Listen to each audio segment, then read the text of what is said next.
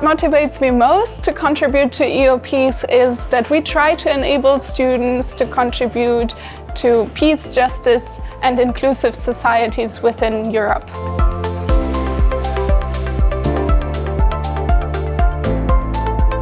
It gives you the opportunity to get to know people from other countries, as well as trust the Gen Z in order to identify and solve the problems that we as a society have to overcome.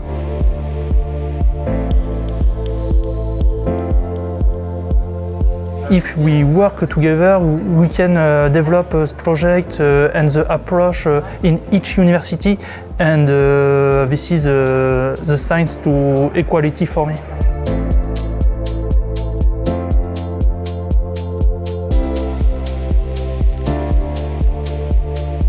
If you ask me, one wish that I have from EUPeace, it's at least to have butterfly effect, because that means that we are going to change something in good direction, because what world is missing right now is more empathy and understanding.